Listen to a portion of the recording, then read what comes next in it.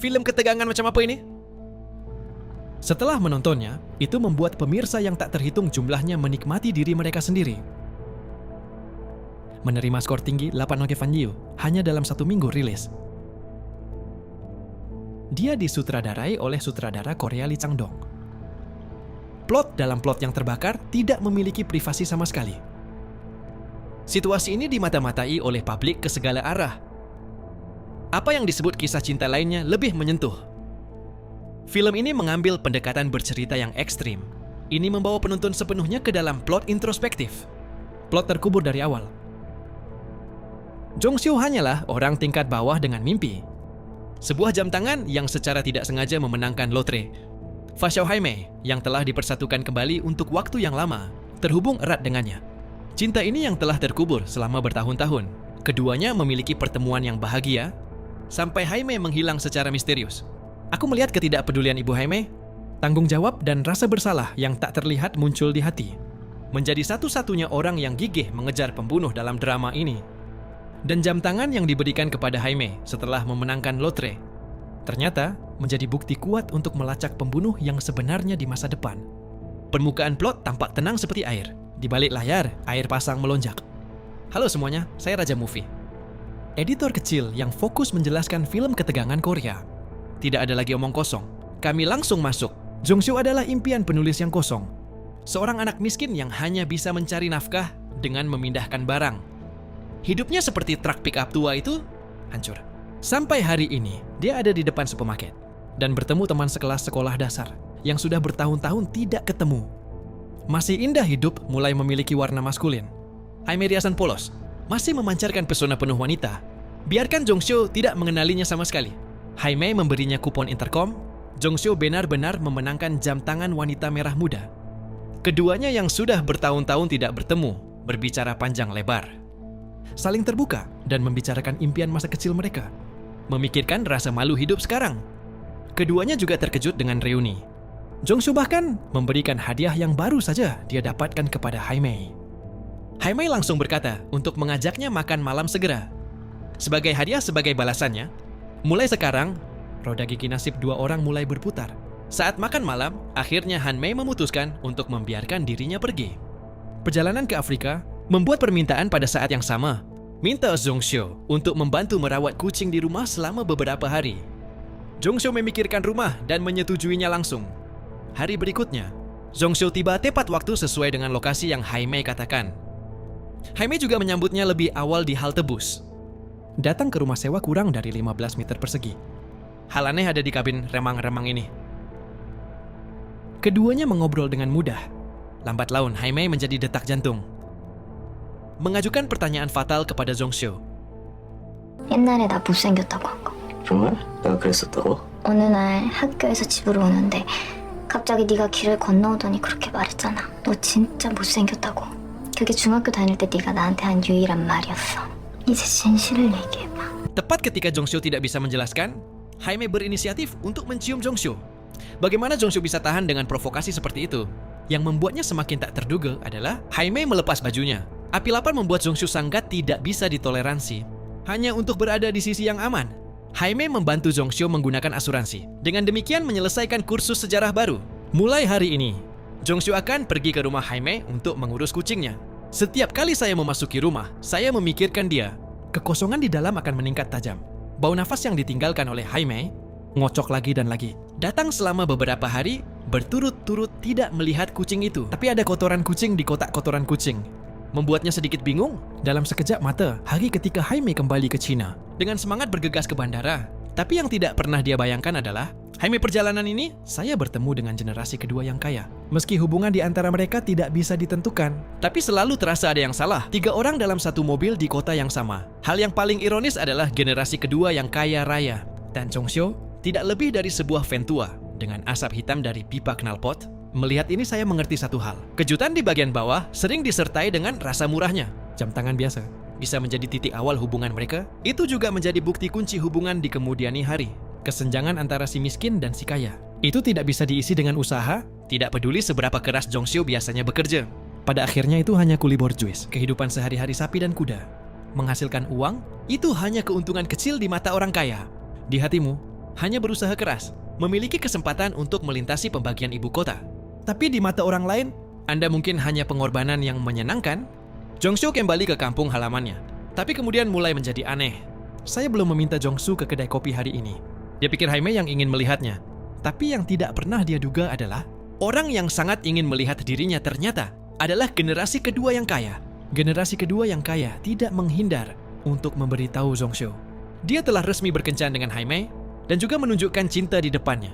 Menurut logika normal, Jong-soo harus segera pergi dengan sedih. Tapi tak terduga tenang. Generasi kedua yang kaya membawa mereka berdua kembali ke apartemen mewah mereka.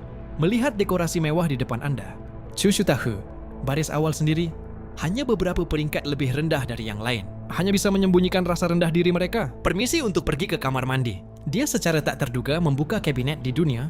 Ada kotak kosmetik yang mencolok di dalamnya, dan semua jenis perhiasan indah, seperti pemburu. Barang rampasan tersembunyi. Itu membuatnya merasa sedikit aneh. Tapi tidak bisa menebak di mana masalahnya. Di malam hari, generasi kedua yang kaya membawanya untuk berpartisipasi. Partai masyarakat kelas atas. Untuk berbaur dengan orang kaya. Melakukan yang terbaik untuk memberi hiburan. Bahkan menari tarian di depan umum.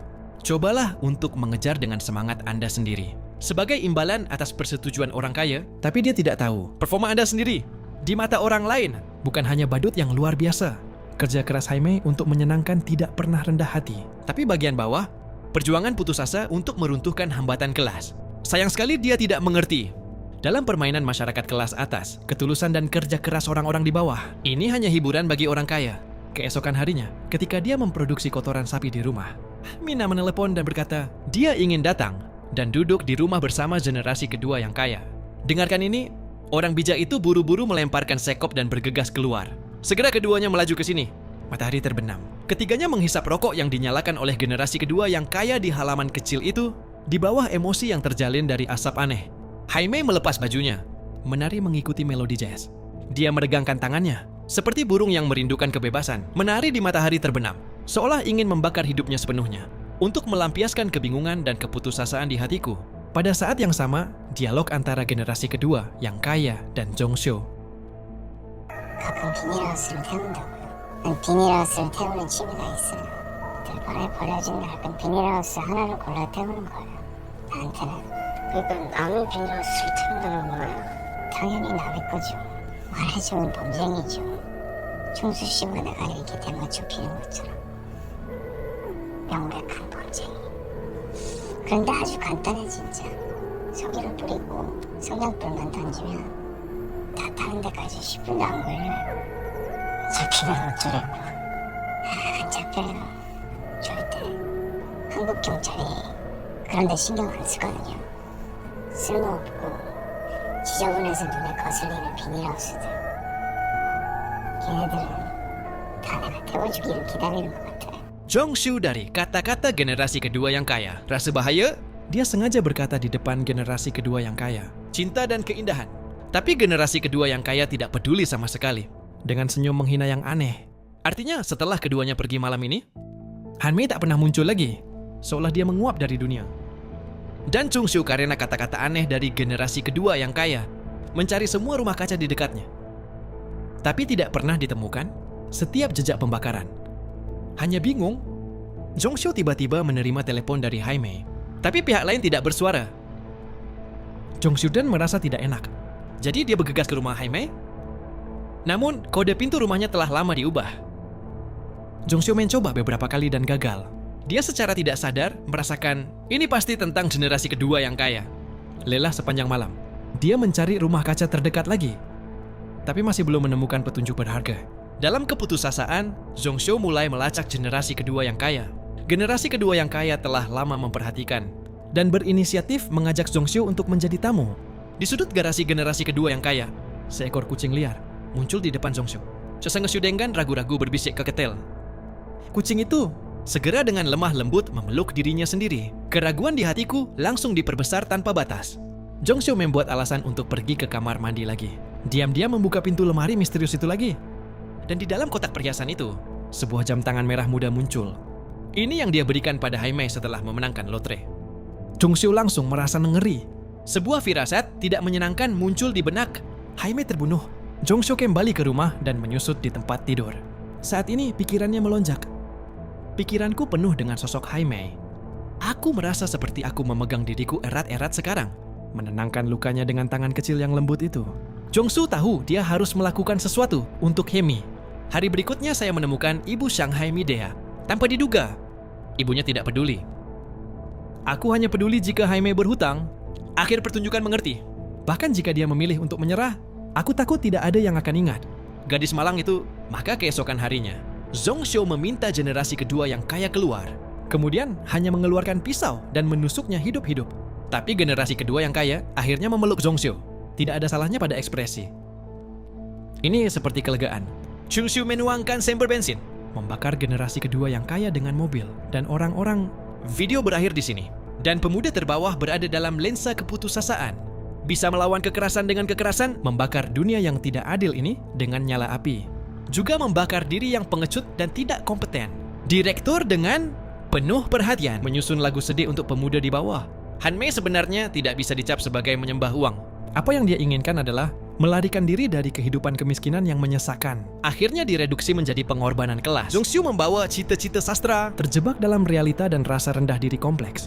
Pada akhirnya, aku termakan amarah dan dendam cinta. Generasi kedua yang kaya memiliki kekayaan yang tak akan pernah terjangkau oleh orang miskin, dan kebebasan adalah karena minimnya hiburan dalam hidup. Bersenang-senang dalam menginjak-injak kehidupan tak berdosa. Masing-masing 3 orang mengambil apa yang mereka butuhkan, diliputi api yang berkobar. Kita bisa belajar cacat, aturan bertahan hidup sosial yang keren, jangan pernah percaya melintasi kelas dengan mudah, preferensi tanpa alasan. Terkadang yang disebut cinta yang lebih unggul dari yang lebih rendah.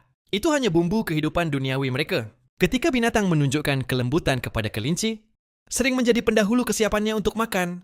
Oke, itu saja untuk komentar mendalam hari ini.